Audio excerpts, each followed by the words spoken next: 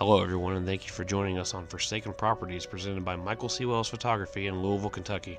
Today's episode is titled Cooper Stadium, where we will look at the previous home of many historic teams in Columbus, Ohio. Cooper Stadium was built in 1931 at the cost of $450,000. That's $8.26 million in today's currency. It was built as Redbird Stadium for the Columbus Redbirds. The Redbirds would play in Redbird Stadium through 1954, winning league titles in 1933, 34, 37, 41, 42, 43, and 50. They would win class titles in 1941 and 1950.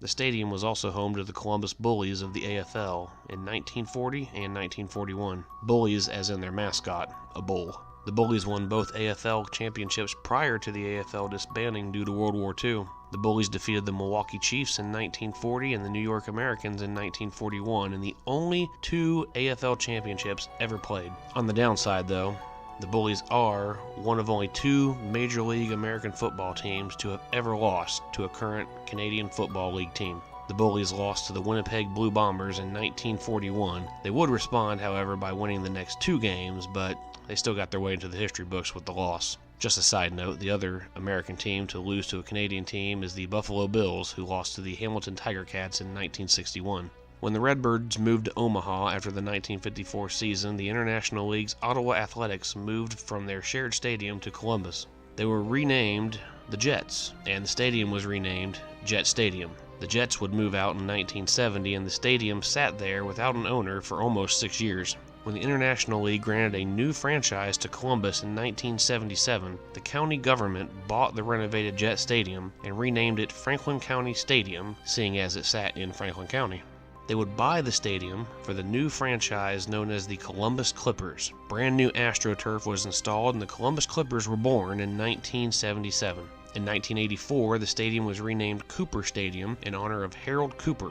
Cooper was president of the International League from 1978 to 1990. He is recognized as the father of modern baseball in Columbus, Ohio, for returning the game of baseball to that very stadium. The team saw success, winning league titles in 1987, 91, 92, and 96. After winning a division title in 1997, the AstroTurf was thought to be one of the key factors as to why the team wasn't able to perform at its peak. It was removed before the start of the 1998 season. The Clippers would play in Cooper Stadium until 2008. After the 2008 season, a new ballpark named Huntington Park, which was located in the Arena District in downtown Columbus, it would open and the Clippers would move there. On September 1st, 2008, the final game was played versus Toledo Mud Hens, where the Mud Hens would defeat the Clippers in front of 16,770 fans. That's the third largest crowd in the stadium's entire history. The Columbus Clippers rang their bells for the final time in Cooper Stadium on that night. A proposal to turn Cooper Stadium into an auto racing facility was considered on June 27, 2011. The City Council voted to rezone the site to allow for a racetrack to be built. The Columbus Board of Zoning Adjustment approved 4-1 on December 20th, 2011 for a special permit that will clear the way for the new developer to come in and to build a half-mile racetrack. The developer, known as R-Shot, planned on spending up to $40 million to develop a 47-acre site. Still, the stadium sat there, though, abandoned until 2014. Finally, in 2014, demolition began. Half the stadium was demolished, and then demolition just simply stopped. The whole racetrack idea just simply fell apart, and the city was left without a track and without any answers. Multiple sources tried to contact multiple people with the developer, but nobody would even answer the phone or respond to any type of communication. Cooper Stadium has now stood in its current abandoned state for almost 5 years, and there's no sign that it's going to be going anywhere anytime soon. Our special thanks goes out to the Columbus Police Department for making this entire thing possible by allowing us access to the structure and making sure that we were safe.